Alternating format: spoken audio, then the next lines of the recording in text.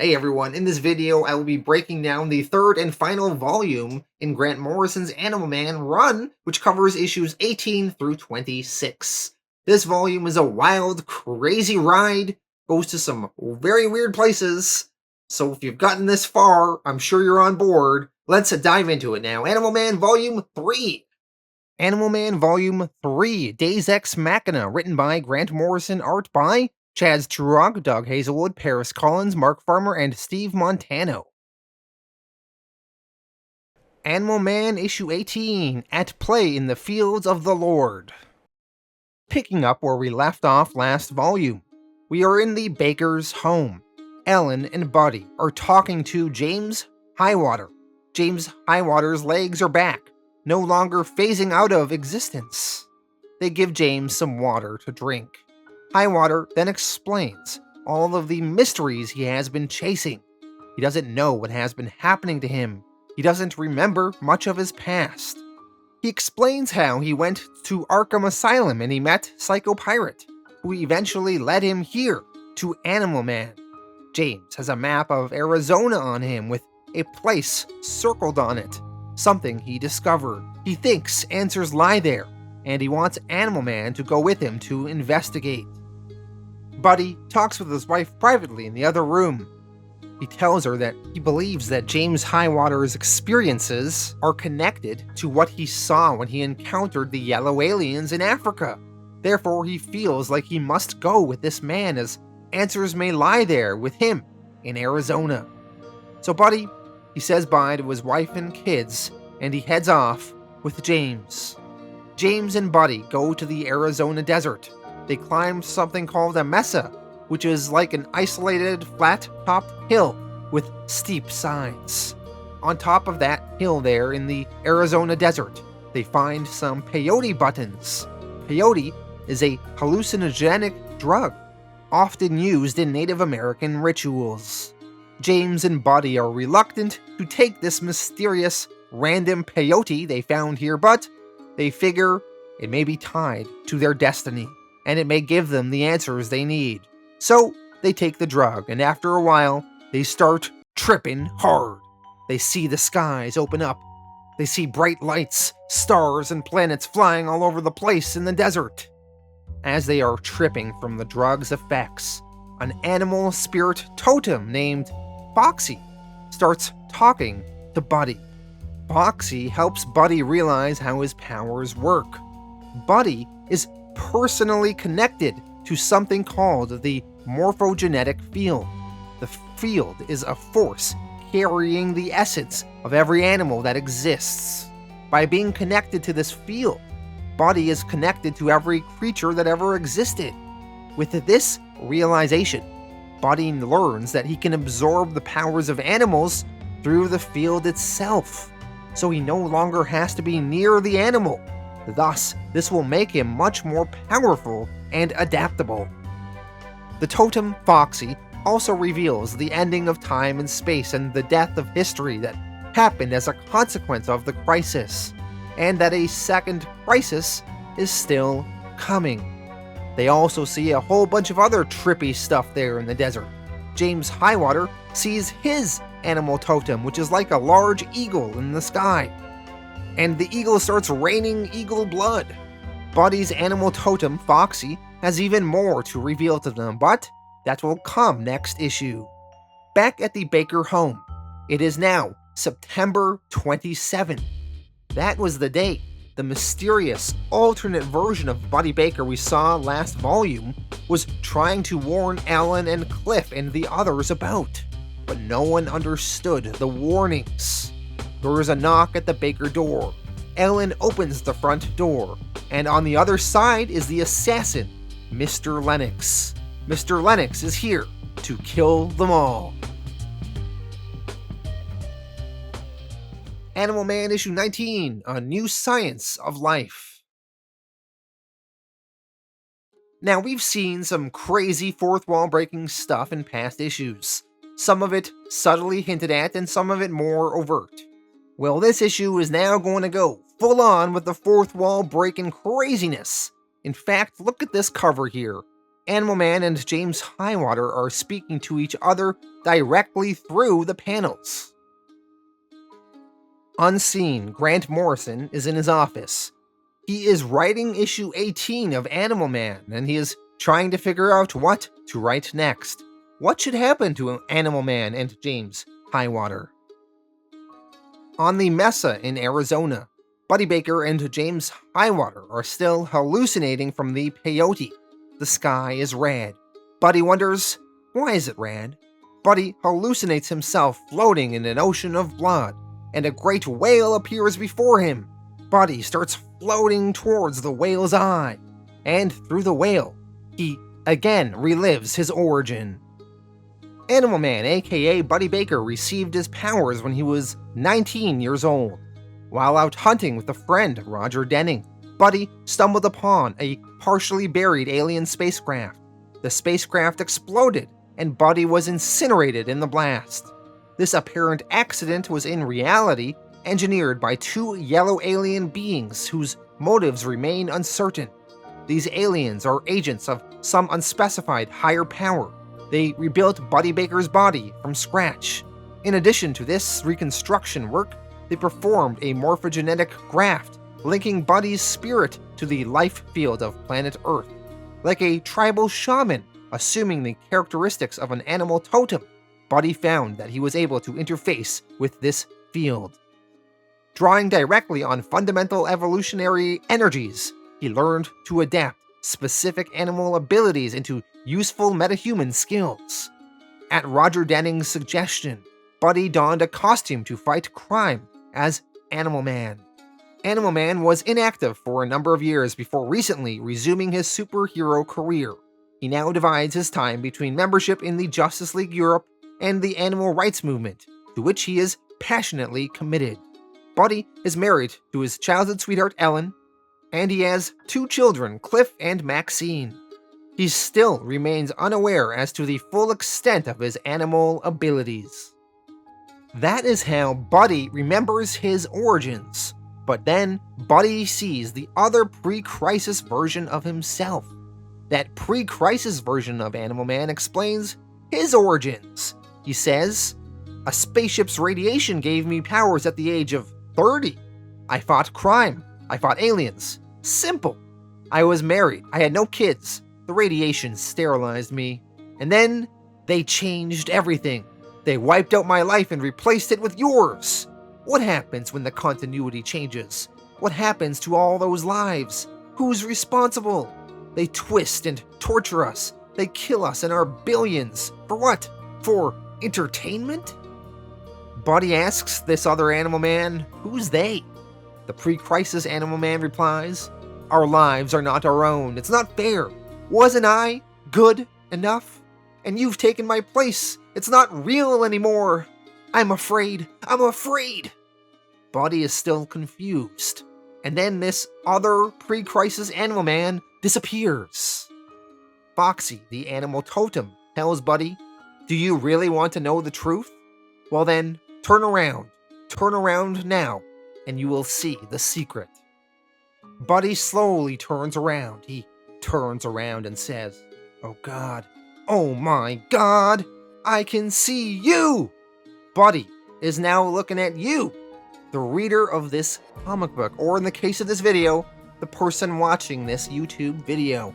Buddy is looking right at you. Buddy says, "I can see you, I can see." James Highwater tries to calm Buddy down and stops him from falling off the cliff they are near. Buddy continues yelling, "They were there! They were watching us! Everywhere we go, everything we do, they were watching us!" Highwater tells Buddy, "There's nothing, Animal Man, for God's sake, Buddy." Eventually, Buddy settles down, and they sit on that mesa, and it becomes an island in a sea of water. Buddy asks James, "Do you believe in God? Did the universe arise by chance, or was it created?"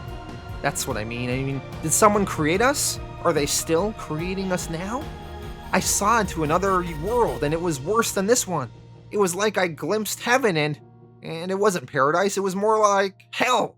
What if God, or whoever it is, created us to be better than himself? What if God's reality, heaven if you like. What if it's so bad that he had to imagine us to help make his life bearable? What if we're just characters and not people? I saw them. They're watching us. Entertainment, he said.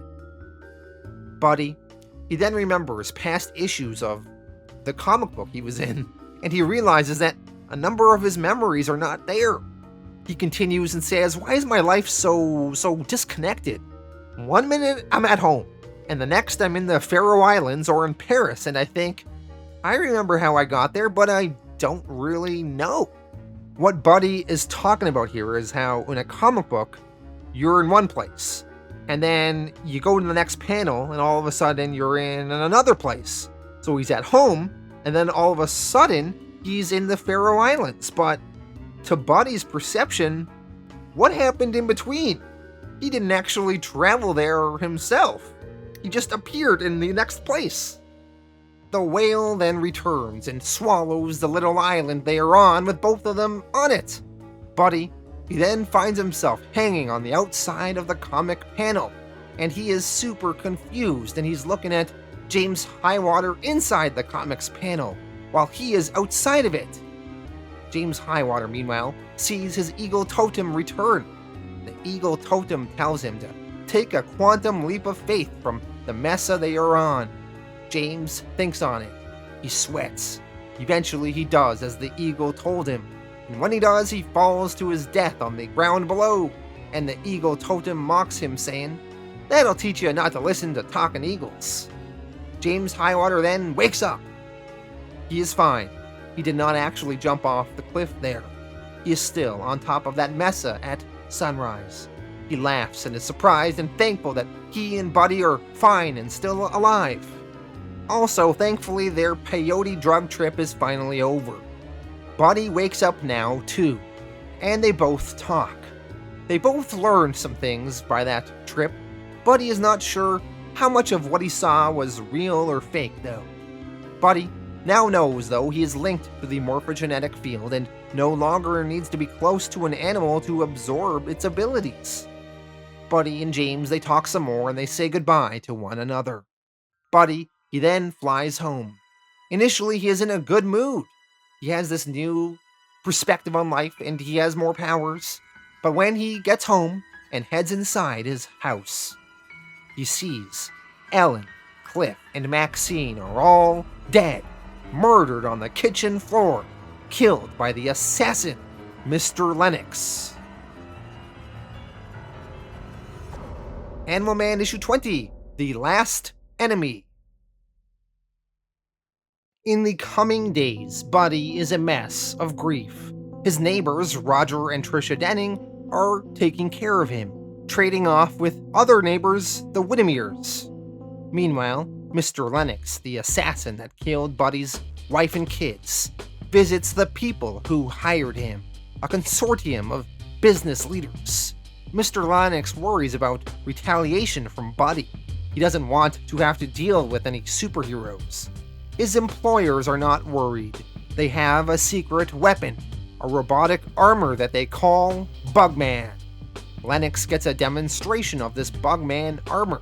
It can shoot flames, stab with hypodermic needles, increase a user's strength, and the user will also see digital readouts and targeting data when they look through it, including infrared heat images. Lennox is still skeptical, but his employers are certain that this Bugman can kill Animal Man if Animal Man decides to try and track them down. At Arkham Asylum, Psycho Pirate is freaking out, and the doctors are concerned. Psycho Pirate, like a madman, rambles, saying, "If you open not the gate, that I may pass, I shall burst in and smash the lock. I shall destroy the threshold and break the doorposts. I shall make the dead to rise, and they will outnumber the living. They're coming! They're coming! All of them coming back! They're all coming back!" Buddy's family's funeral is attended by many family and friends. We also see members of the Justice League Europe there.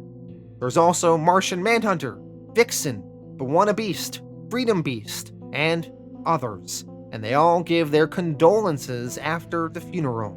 Martian Manhunter tells Buddy to take a leave of absence from the Justice League. Now, Buddy, he was thinking of quitting the Justice League, but for now, he will just accept this leave of absence. A few days later, some detectives are searching Buddy's house with him, trying to solve the crime of who killed his family. The detectives believe the killer entered Buddy's home by hacking the Justice League Europe transporter tube in the basement. This is how they were able to avoid some of the Justice League security weapons that were installed in the house. So Mr. Lennox, he did knock on the door, but he didn't actually enter the house through there. He came in through the teleporter tube. Later on, Buddy, still unable to deal with the stress of his dead family, he stares into the mirror in his bathroom and he contemplates suicide. As he stares in the mirror, he smashes the glass with his forehead. Buddy, he then starts preparing to take some pills to off himself. But the phone rings. Mirror Master is on the line. Mirror Master says, "Animal Man, how's it going, pal? I've got some names you might be interested in hearing." Animal Man issue 21, Tooth and Claw. Buddy, he decides to cut his hair and switch to a classic black leather version of his Animal Man costume. He then gets ready to get to work on getting his revenge. He talks with Mirror Master, who informs him that he was hired by these three guys, corporate types. They didn't like the way that their business was being hit by environmentalists and greens and what have you. So they set up this boys club to help put the wind out to people that they thought might turn out to be dangerous to their business. And Animal Man fit that category.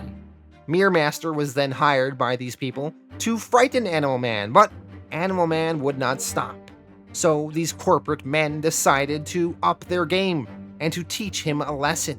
They were going to kill Animal Man's wife and children, but Mirror Master, he refused to do this job. So they gave the job to a Mr. Lennox instead, the White Owl. Animal Man has vowed to get his revenge on all of these men, and he allies himself with Mirror Master, and together they begin hunting these men down. The first man behind Buddy Baker's family's death is on a boat in the ocean. He is on vacation. Buddy pulls the man into the water and holds him under the water until the man runs out of breath and drowns. So, Animal Man has gotten revenge on one of the men responsible for his family's death. On a golf course, the second man behind his family's death scores a hole-in-one, and he happily runs towards the hole to retrieve his ball. When he goes to grab the ball from the hole, Animal Man's hand shoots out from the hole and drags the man underground into the soil. Animal Man tells the man, "You're in the dirt, down among the dead men. Where you put my family, you're down in the dirt, just you and the worms, and I'm sealing up the tunnel." This second man then dies, buried alive. Elsewhere, Mr. Lennox is talking to a Mr. Brumley, the last of the men who hired him. Lennox is nervous. Brumley tells him not to worry. They have the Bugman armor, don't they? With Bugman around, what other protection does he need? Animal Man and Mirror Master are walking towards their last target, this Mr. Brumley. Mirror Master expresses some concern for Animal Man because he's a good guy and good guys aren't supposed to kill. Before they leave, Animal Man mails a check to Greenpeace. I guess he wants to make sure that if he doesn't make it, they will at least get some money. Mirror Master and Animal Man enter a mirror and travel to the executive washroom in this office tower, where Mr. Brumley, their last target, is. They corner him in the washroom. Before they kill him, Mirror Master forces Brumley to write him a check, one for him and another check for, let's say, $1 million to Greenpeace for Animal Man here. Brumley starts writing those checks, but then someone in the mechanized bug armor finally arrives. Mirror Master laughs when he sees this. He zaps this bug man with his ray gun, and it seems to temporarily disable the armor with just this one shot. Mirror Master, he then says he's gonna look around, but Animal Man should deal with Brumley here, who's slipping away. Brumley used the commotion of this Bugman arriving to try and get out of here. Brumley, he runs, he gets into an elevator, and he begins riding it down. But Animal Man pursues him, and Animal Man, with his powers, manages to punch the elevator car through the wall of the office building, and the elevator car goes flying out of the building, and it falls on the street down below, with Brumley trapped inside. We can assume that Brumley died from the impact of the elevator crashing on the street. Animal Man, he then picks up Lennox's scent, the assassin that killed his family. The assassin wore a specific brand of aftershave when he was in Animal Man's house, and Animal Man smells that aftershave right now. Animal Man follows the scent and manages to track Mr. Lennox down somewhere else in this office building. Lennox, he managed to go back to that bug armor, and he got in it himself, and when Animal Man tracks him down, Lennox attacks Animal Man wearing the armor. Lennox shoots some fire at Animal Man. Animal Man's back is burning. Animal Man is forced to remove his burning jacket. Animal Man and Lennox in the bug armor continue fighting. Lennox is gaining the advantage, but then Animal Man absorbs the power of a fly. Flies have a short lifespan, so they experience the passage of time much slower than you or I. Animal Man uses this ability to have the perceptions of a fly and see the world in slow motion. With this ability, his reaction time is multiplied by 10, and he can dodge all of the many attacks of Lennox. Animal Man then absorbs the power of an electric eel, and he electrocutes Lennox in the armor with it. The shock fully disables the armor. Lennox is still alive though, but barely. Animal Man then proceeds to rip the armor off and rip his way to Lennox, and then he tears Lennox's body apart, killing him. When Mirror Master catches back up with Animal Man, he sees that Animal Man has killed Lennox and is covered with blood and guts. Animal Man now has avenged everyone that was responsible for murdering his family. But he feels nothing. He comments, "I feel nothing. I've done terrible things and they're still dead. Ellen, Cliff, Maxine. I feel nothing." That is when Animal Man gets an idea. A time machine. All he needs is a time machine. And with that, he can fix everything. Animal Man issue 22. Time in a Bottle. Animal Man goes to visit John Starr, the Time Commander, in hopes that the Time Commander can help him go back in time and save his family. The Time Commander can provide no help, however. Ever since his run-in with the Justice League Europe, where they destroyed his hourglass, he can no longer control time. Time Commander has been kind of driven mad by this. He is desperate to gain control over time again, but he can't. He tells Animal Man, I can't help you, I'm sorry, I can't even help myself anymore. I'm sorry." So Animal Man then visits the DC characters that often deal with time travel problems, the Time Masters. Booster Gold is in the room there, as well as Rip Hunter. Rip Hunter is the guardian of the time stream and the leader of the Time Masters. Animal Man asks to borrow one of their time travel machines. Rip Hunter is skeptical of handing one of these machines over. He says, "Look, you keep saying you need the machine, but you still haven't told me what you want to do with it. Time travel is a very delicate matter."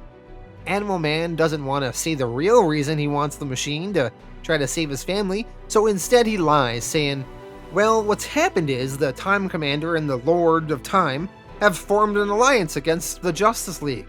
Naturally, the League will meet all your expenses, Dr. Hunter. I just need a machine to help me track down the villain's headquarters." Rip Hunter accepts this and lets Animal Man borrow a time machine. But he gives him one that is not in mint condition and has a few issues. He says it works though. At Arkham Asylum, Psycho Pirate is still not sleeping. He has a pain in his head. All of a sudden, a comic book just spontaneously appears in his cell, almost from Psycho Pirate's brain. The comic book is The Flash number 123 from 1961. This was a famous issue of The Flash called The Flash of Two Worlds. It introduces Earth 2 and more generally the concept of the multiverse to DC Comics. In this issue, the Flash Barry Allen of the main DC universe meets Jay Garrick, the Flash of a different universe. At his home, Animal Man nervously activates the time machine. At first, nothing happens, but then all of a sudden he starts traveling through time, an experience that is confusing and trippy to Animal Man and doesn't make much sense to him, but it works. He travels through time to various moments in the past. However, he is unable to contact anybody because of the faulty machine, unfortunately. Rip Hunter just had to give him a slightly broken machine. All of those times that the weird alternate version of Buddy Baker appeared in the past, in previous volumes of Animal Man, that was Buddy now traveling back in time. So we see Buddy trying to talk to his wife and himself, following Cliff home from school, talking to Maxine in the backyard, messing with Cliff's Ouija board to try to send them a message, trying to warn them all by writing 9 and 27. So all of these scenes were things we saw last volume. At one point, he was able to appear to his other self briefly for a moment, and Buddy in the past from issue 14 told this time-traveling Buddy who he didn't fully recognize, and he said, "I know you. When I was 10, my God, I saw you." Time-traveling Animal Man then travels through time again some more. He goes back to when he was 10 years old riding a bike, when his 10-year-old self saw him. Buddy's 10-year-old self sees this mysterious man in his way, and he swerves, avoiding crashing his bike into the man. Time-traveling Animal Man is so frustrated. He realizes all of his efforts are futile. Several days go by with Animal Man stuck in the past, unsure of what move to make next. Eventually, as the days go by, a man named the Phantom Stranger introduces himself to Animal Man in a park, and he offers to help him. The Phantom Stranger in the DC universe is a mysterious supernatural guide and specialist in the occult. His paranormal origins and even his true nature are largely unknown. While all of that is going on, James Highwater is visited by the yellow aliens that gave Animal Man his powers. The yellow aliens warn him that his story is nearly at an end. The time that was foretold is now upon us. At Arkham Asylum, Psycho Pirate is still going crazy. He's saying, "I can't hold them back any longer. It's not my fault. It's not my fault. They are coming. They're coming." And in his cell in Arkham Asylum, it is filled with even more comic books, most of them featuring characters that have been written out of continuity from before the Crisis on Infinite Earths. Next issue, these characters will start coming to life. Animal Man, issue 23, Crisis. In Arkham Asylum, the Psycho Pirate has his costume and Medusa mask back on. His cell is filled with various comic books that spontaneously have appeared in his cell. He is preparing for the second crisis. He begins walking the halls of Arkham Asylum, and he comes across many DC characters that have all been removed from the continuity following the Crisis on Infinite Earths. On this page, we see some characters from Earth 3, which is kind of like an evil Earth. There is Power Ring, Ultraman, and Johnny Quick. Beyond them, not from Earth 3, there is Detective Chimp, a favorite of mine, as well as a whole bunch of other random erased characters. The evil Superman of Earth 3, Ultraman, asks Psycho Pirate, "What are you doing? Why did you bring us here? We shouldn't be here. This can't be right." Psycho Pirate tells him everything is fine, stay calm. Ultraman replies, "But I was dead. I remember a wall of whiteness, miles high. whiteness eating the world. Psychopirate uses his ability to control people's emotions and makes them all smile and be happy. Ultraman, now smiling a bit, asks, "Of course, I mean, I'm happy. It's just, well, I remember being dead. Where did we come from?" Psychopirate, pointing to his head, says, "You didn't die. Nothing really dies. You were right here in my head all the time. I'm the only one who remembered the way it was before. And now you're back. We're all coming back." The Yellow Aliens guide James Highwater to Arkham Asylum. They explain that all of the different versions of reality from all the different lost worlds are all converging here. Highwater asks, "Lost worlds? What are you talking about?" The Yellow Aliens answer, "The worlds that were deleted, shall we say, when the continuum was restructured. They are all returning. Everything is reversing itself. This fragile, unified world is giving birth to monsters that will tear it apart. We must prevent this, but we have been given no instruction." They all head inside Arkham Asylum, where the Yellow Aliens hope to prevent this oncoming apocalypse. In the past, in 1968, Phantom Stranger leads Animal Man, who has been time traveling, to a meeting with some immortals. There is Jason Blood, aka Etrigan the Demon. There's also the Immortal Man. Jason Blood explains that Vandal Savage couldn't make it. They all introduce themselves to Animal Man, who is the Phantom Stranger's guest. It is explained that Animal Man is from the future and is time traveling here. Jason Blood and the Immortal Man want to hear Animal Man's problems and discuss the future.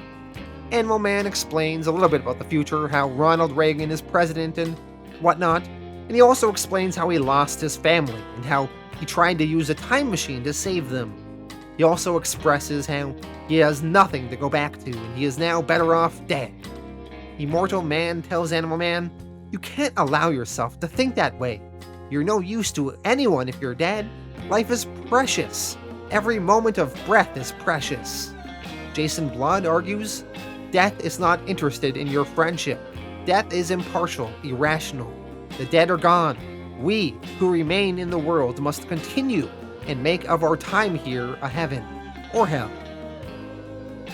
Meanwhile, in the current day at Arkham Asylum, more and more characters from the past are coming and showing up.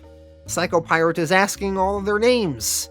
Here we have the Spectre, Uberman, Axis America, the Batman and Robin the Boy Wonder from Earth 2, Sunshine Superman, Speed Freak, Magic Lantern, Aquagirl, Sargon the Sorcerer. So many characters. Psychopirate with a big smile on his face says, "This is fantastic! More! You're all so wonderful! Why did we ever have to remove you from the continuity? You'd have made for marvelous stories." Back to Animal Man in the 60s. Immortal Man and Jason Blood continue trying to convince Animal Man on the value of life and how he should go on living. Immortal Man tells Animal Man, "Life is like matter. It can be neither created nor destroyed. It just changes state. The wheel turns and life goes on. People die, things die, but the process of life goes on. If only you could see it from my perspective." Animal Man calls Immortal Man a hippie. And either way, his wife and kids are still dead. Immortal Man replies, "Look, I've seen more death and pain than you could ever dream of. 50,000 years of it. Dying on sharpened stakes, on torture racks and fires, cut to bits by English bullets and American bullets and Nazi bullets. Life goes on. The last enemy that shall be destroyed is death. It'll only happen when people stop being afraid. Your family's gone. You can't help them by dying inside. Life needs you to go on fighting, and not to sit back while they build more bombs and bulldoze more trees. Either you're on the side of life, or you're on the side of death." Animal Man thinks on it, and eventually he kind of gets convinced on the value of life and living. As long as he's alive, he can go on fighting to make a difference and make things better. Animal Man, now realizing his value, suddenly returns to the time stream, back to the current day. Jason Blood, Immortal Man, and Phantom Stranger, they do a toast. Jason Blood comments, "Well, that was an interesting diversion. So who's for a drink then? A toast to the coming decade and whatever it may bring." At Arkham Asylum in the current day, James Highwater and the Yellow Alien walk around, walking by all of the out-of-continuity characters showing up. Psychopirate keeps remembering obscure characters and they keep being drawn to Arkham Asylum and this world. Psychopirate, he then remembers this character that he kind of wishes he didn't remember. A character called Overman. Overman is like an evil Superman from Earth 17, a world where everything's gone wrong. Psychopirate wonders, who makes these awful worlds? Whose idea was this? This Overman's world is a world where everything's wrong, and all of the superheroes of this world were part of a government experiment. Overman was the first, and the others were all modified clones from his cells. Psychopirate thinks that this is a stupid world. He hates this world. Eventually, Overman went mad, corrupted by a sex virus. That's right, a sex virus. Psychopirate once again thinks that this is a really dumb world. The Justice League of this world tried to stop Overman, but then he killed them all, and wrought utter destruction on this world, killing nearly everyone. And this Overman has a doomsday bomb, and he's going to set it off, commit suicide, and take everything with him, this whole tortured world. Psychopirate tries to shut this memory down and not draw this character here. He thinks he has succeeded at keeping Overman out, but Overman did in fact arrive in this world, here in Arkham Asylum, and he has the Doomsday Bomb with him. Ultraman and Power Ring are walking around Arkham Asylum, and Ultraman stumbles upon a wall. He starts pushing it. Power Ring tells him, "We're going too far. This is wrong. This isn't meant to happen." Ultraman, though, he keeps pushing, and he eventually breaks the frame of the comic book open, and he pops out of it into the white, and there is a bright light. James Highwater and the Yellow Alien watch this all go down. And then, Overman arrives, and he has this Doomsday Bomb with him, and he laughs maniacally. And just as everything is going crazy, Animal Man finally arrives from the past back to the current day, here at Arkham Asylum with them all. Animal Man issue 24, Purification Day. I really like the cover page of this issue, where the comic is seemingly pouring out of Psychopirate's eyes. We see Grant Morrison's script written on the comic page, interspersed with his keyboard clacking, interspersed with Psychopirate reacting how the script tells him to react. And then, the story for the issue actually begins. All of the comic characters are looking at the bright white light created by Ultraman breaking the comic frame, and they are all staring into that white light. The Yellow Alien explains the breach in the continuum, a door into the impossible. That light represents the middle ground between our reality and the higher world, out of which we are unfolded. The Yellow Alien, James Highwater, and Animal Man are now staring at us, the reader, once again. Animal Man comments, "I can see something, it's vague, like a face, a huge blurred face." James Highwater says, "They're reading our story. We're just minor characters in a story, designed to entertain." Ultraman is disturbed by this. He says, "Minor characters? No! That's horrible! That can't be right! I'm Ultraman!" Some of the other characters debate the nature of their existence. Do they have free will, or are they just acting as others tell them to act? Overman has this doomsday bomb and is threatening to blow them all up. Ultraman is talking with Power Ring and Magic Lantern. Power Ring comments, "My god, he's like you, Ultraman." And Ultraman responds, "He is me if I'd grown up on some other Earth." Overman sets this bomb to detonate in 10 minutes. Ultraman, seeing this, says, "I don't care what I am I don't care if I'm just a minor character in a bad story. I'm not going to let this happen. You hear me? I've still got my dignity. I won't let this happen. Ultraman then starts fighting Overman. And Psycho Pirate is trying to convince everyone to stop fighting. He says, no, stop. You're forgetting the real enemy out there. Don't fight. That's what they want. They want to see people hurting each other. Why do you think this world is the way it is? That's all they ever want. Psycho Pirate is talking about us, the readers. All we want is to see these characters fight. We're the real enemy. Despite Psycho Pirate's objections, the fighting continues, and Bizarro Superman joins in the fighting. James Highwater and the others start looking through some of the comic books that have appeared in the area. Highwater is reading about this exact fight scene that is happening now. How Bizarro Superman just joined in the fighting. Highwater tells the others, we wander in and out of stories and our minds fill in the gaps.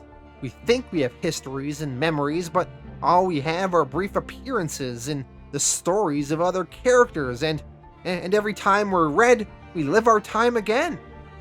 Animal Man, he is convinced he can stop this Overman. Animal Man enacts his plan. He jumps into the white void of the comic book panel through the barrier Ultraman broke earlier. Overman, he overpowers Bizarro Superman and beats him in the fight. Bizarro, who always says the opposite of what he means, realizing he has lost, says, ha ha ha, another great victory for Bizarro. Animal Man then starts moving behind the comic panels, and he starts talking to Overman from the other side of the panel, and Overman starts freaking out. He manages to grab Animal Man and drag him back inside his panel. Meanwhile, Psycho Pirate explains to James Highwater that they said he was insane, but he was right all along. He tells Highwater that the comic books probably came from Earth Prime.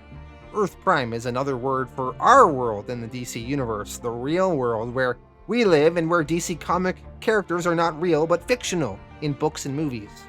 Psycho Pirate comments, I knew we were just characters. I've known for years. Do you remember the crisis? Highwater attempts to remember. He says, I just remember red skies and natural disasters. Then the superheroes averted some big catastrophe? That's all I know. Psycho Pirate laughs and says, ha! You don't know anything.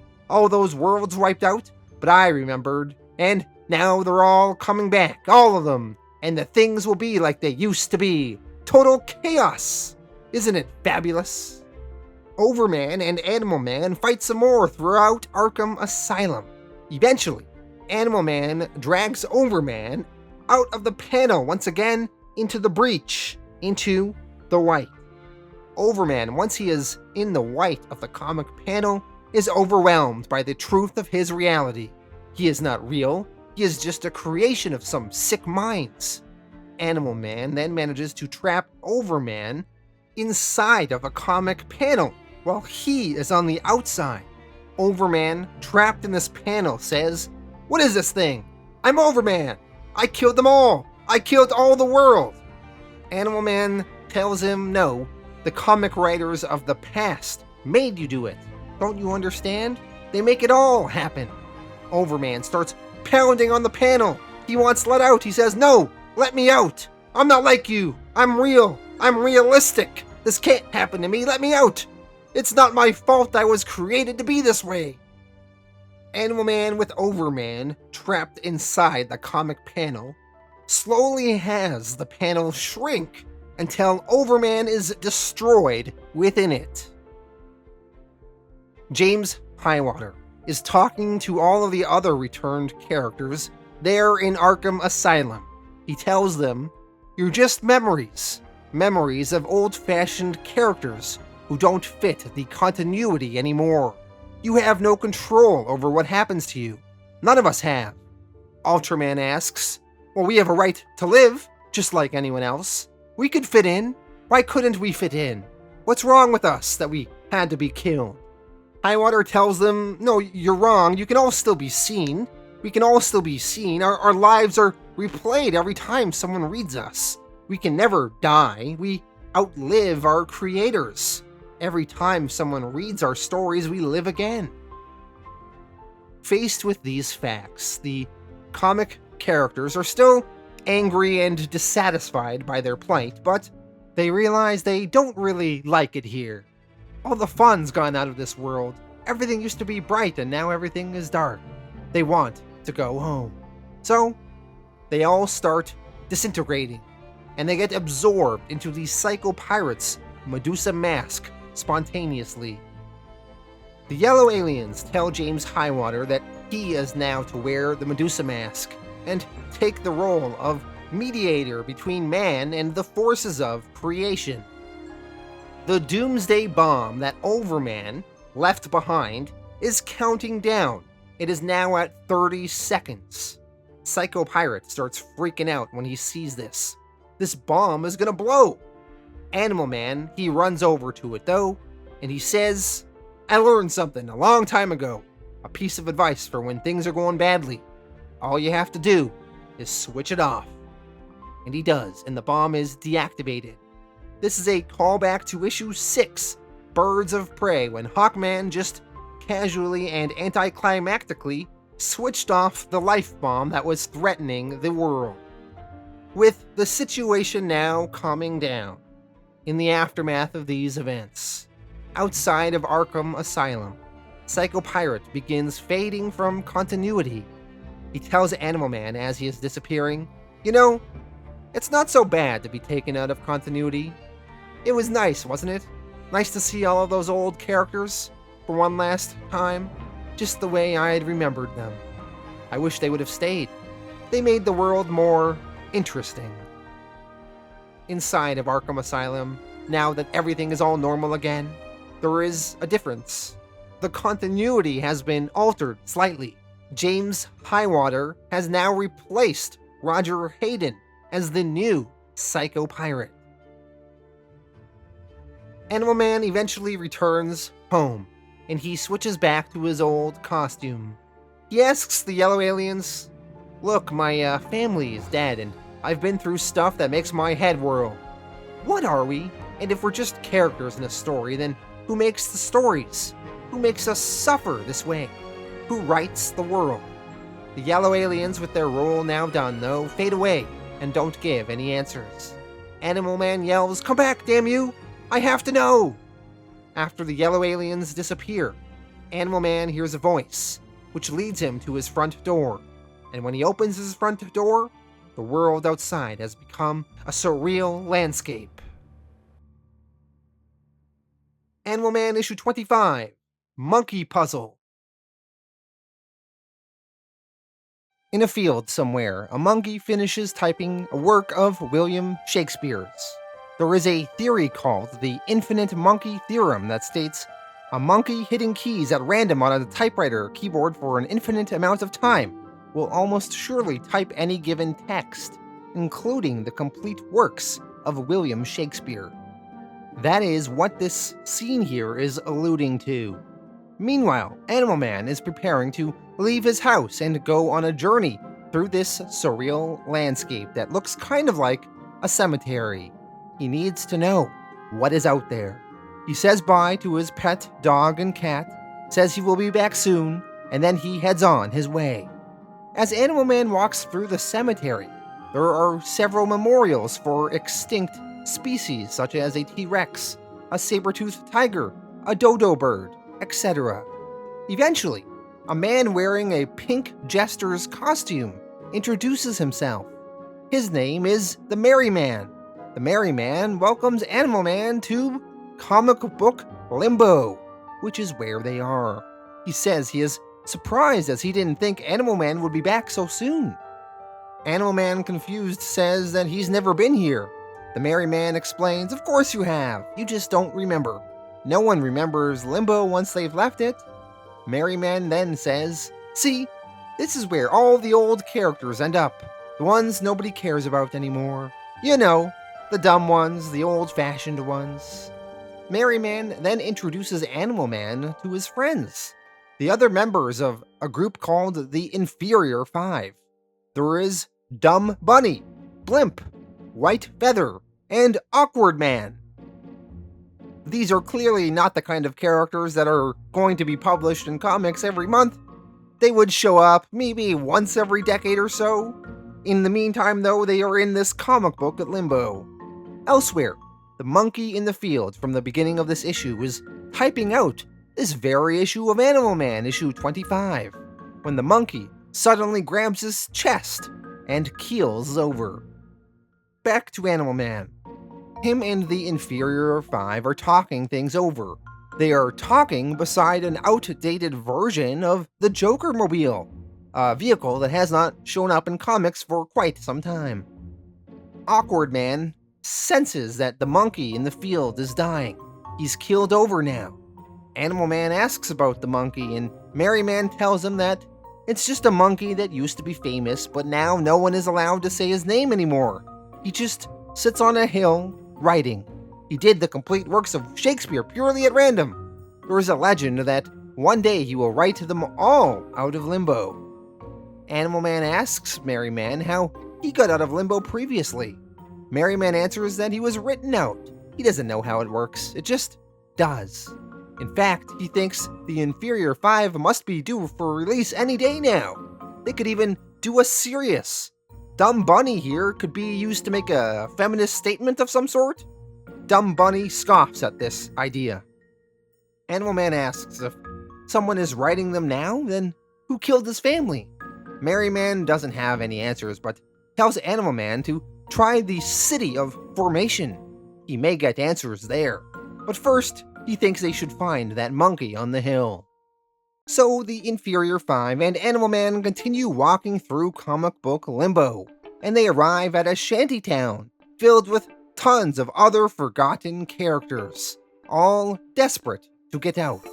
Merry Man comments that a lot of these characters will probably eventually get out again, but he feels sorry for the animal characters as no one will probably ever write to get them out, ever. He points out some particular animal characters and says, I mean, who cares about space canine patrol agents in this day and age? As they continue walking, a man recognizes Merry Man and calls him over. The man explains that the monkey is still alive. And then this man turns to Animal Man and introduces himself. He says, Hello there, we haven't been introduced. They called me the Gay Ghost. Animal Man responds, hi. Maybe not the best name for a character, especially because the Gay Ghost is straight. Gay Ghost responds, Yes, I know, I just hope they don't bring me back.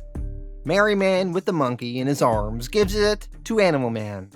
Animal Man then leaves the mall with the monkey and begins his march to the City of Formation, which is some sort of outpost of the creative force. Animal Man has been walking now to this City of Formation for 5 years. He is still carrying the monkey. Along the way, he meets various old DC characters. Many of the characters he encounters send him in the wrong direction and confuse him. As he is walking through comic book limbo, I found this interesting, he comes across the Batman villain Mr. Freeze, who I don't consider obscure at all. But when this comic was written in 1990, Mr. Freeze was kind of obscure back then.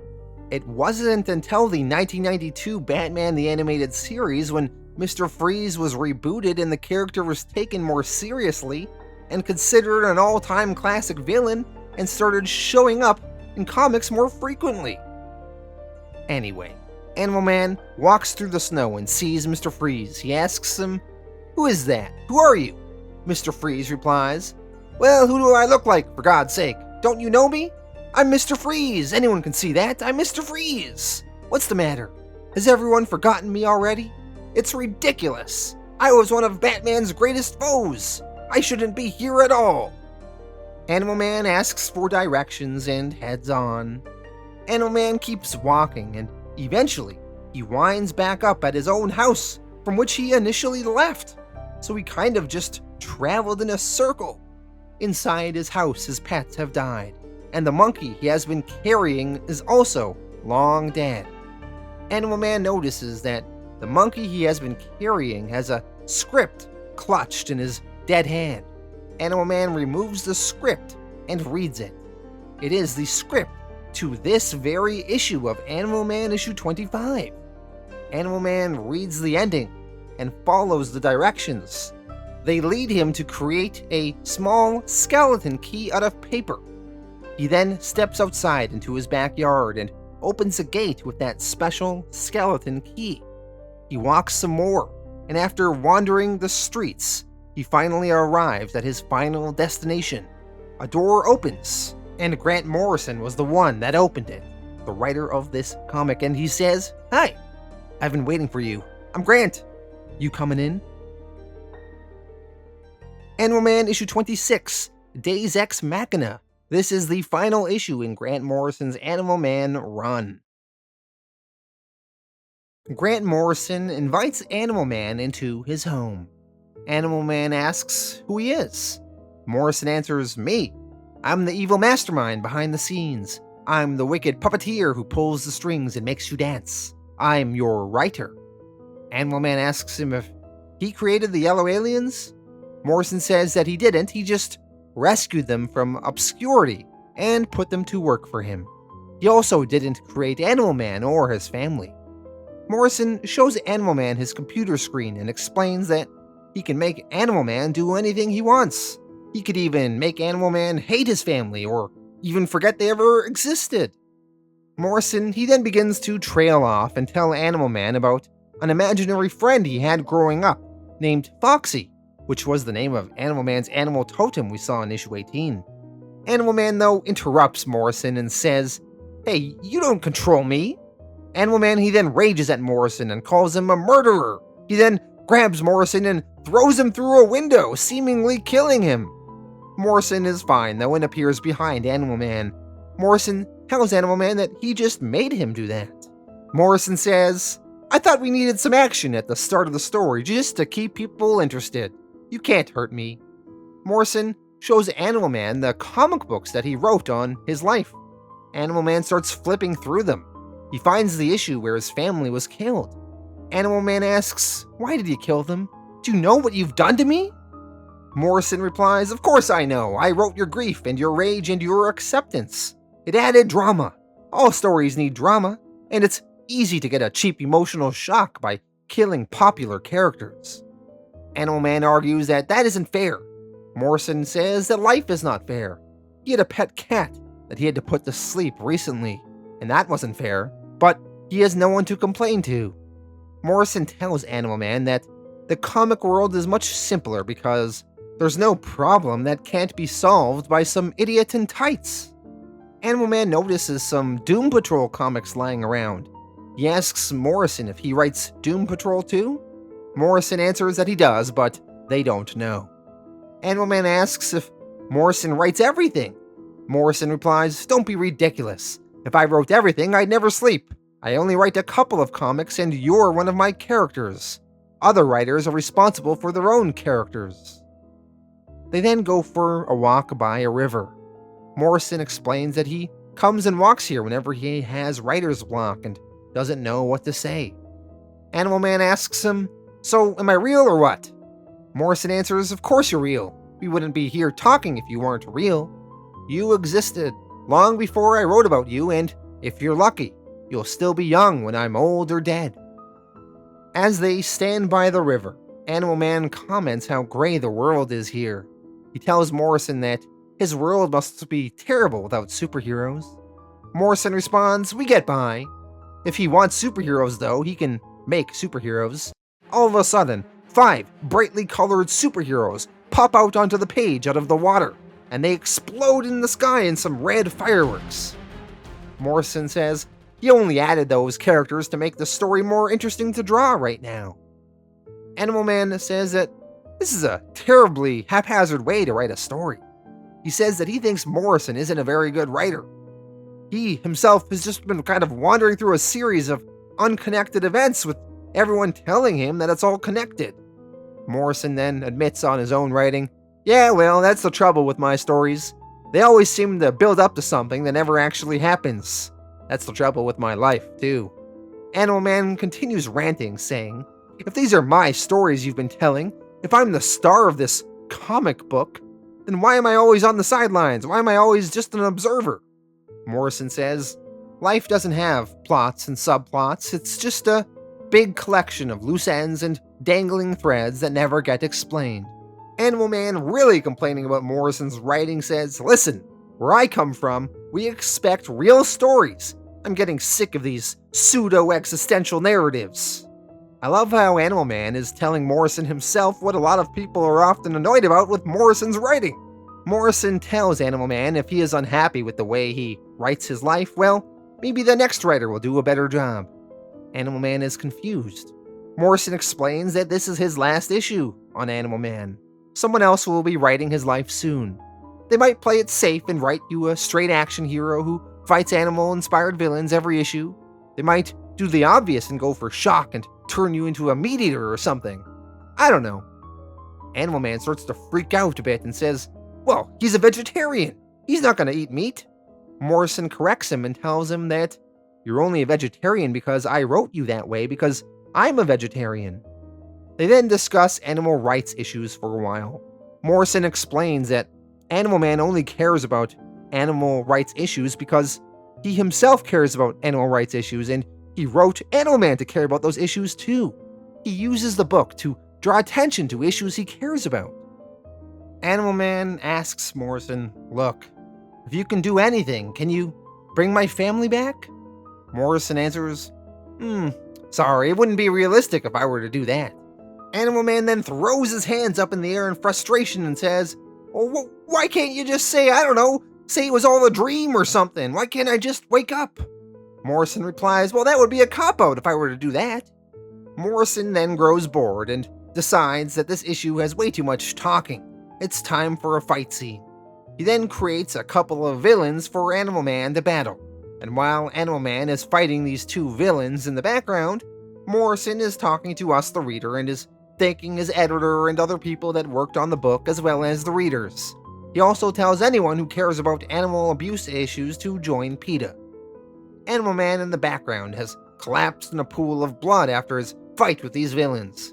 Morrison tells him to get up, there's nothing wrong with him, it's only a comic book, and Animal Man is then perfectly fine.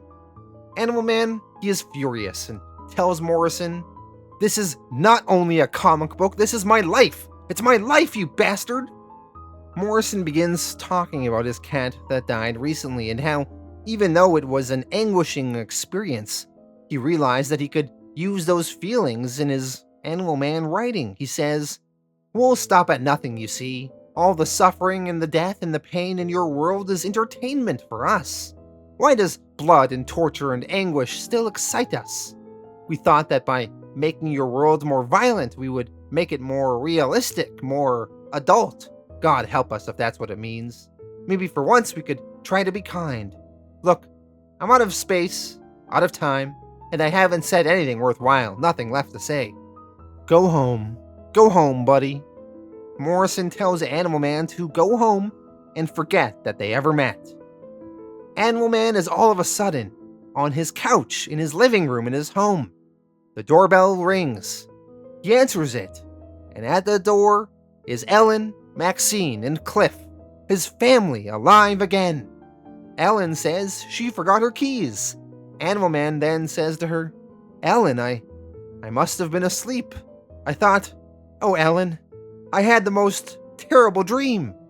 Ellen asks him if something is wrong, and Animal Man with a tear in his eye says, no, nothing's wrong. Nothing's wrong at all. Morrison apparently had a change of heart and did in fact bring Animal Man's family back to life, and leaving the status quo off nicely for the next writer to then take over. We then jump over to Grant Morrison typing in his apartment. He wrote, close up on Buddy's face. He's smiling and doesn't know why, but tears start in his eyes. Morrison then sits staring at his computer screen and he wonders, that's really the best ending he could do? Unsatisfied with the ending, he then adds a short story about his childhood imaginary friend Foxy as a way to end the issue. Morrison, he grabs a flashlight and goes walking by the river again. Morrison's narration boxes tell us that when he was younger, he used to have this imaginary friend named Foxy. Foxy ruled over a utopia of gentle foxes, and as a young child, he used to signal Foxy with a flashlight, and Foxy always signaled back. Morrison then stops by the river and flashes his flashlight at the surrounding hills, trying to signal Foxy. There is no response. Morrison then walks home, and after he leaves, there is a small light flashing from the hills. That is Foxy, signaling that he is still there. And with this, we end Grant Morrison's Animal Man run.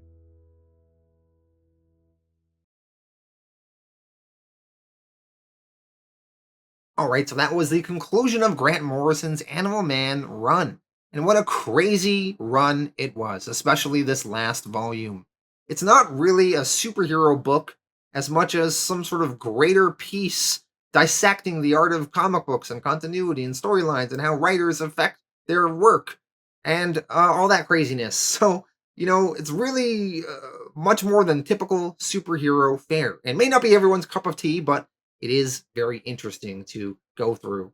Now, I thought it was compelling seeing Animal Man sort of dealing with his origin and his existence in these first two issues when him and James Highwater go into the desert on this crazy drug trip.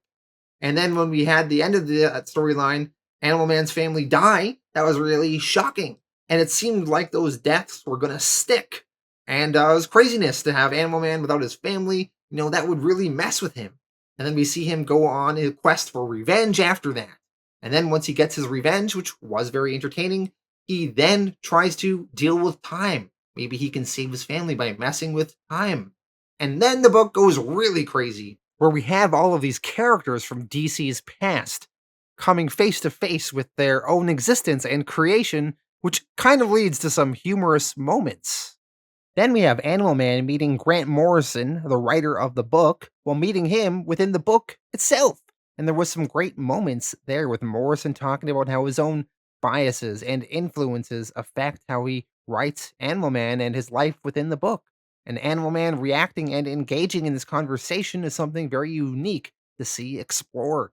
And then it was very fun when Animal Man was arguing for his family to be brought back to life, and Morrison was saying, "Oh no, that wouldn't be realistic if I were to do that." And Animal Man argues, "Well, then just say it was a dream." And Morrison says, "Well, that would just be a cop-out." Of course, in the end, Morrison does fulfill Animal Man's wishes and does return his family to him. And then it ends where Animal Man's life is kind of put back together, happy, in a nice status quo place, and the storyline can now be passed on to the next writer. So this Animal Man volume was crazy and weird, but I thought it was very interesting and worth going through. I'm going to give this one an 8.5 out of 10. Some really cool stuff in here. Let me know your thoughts in the comments on this run, and I will see you all again in the future.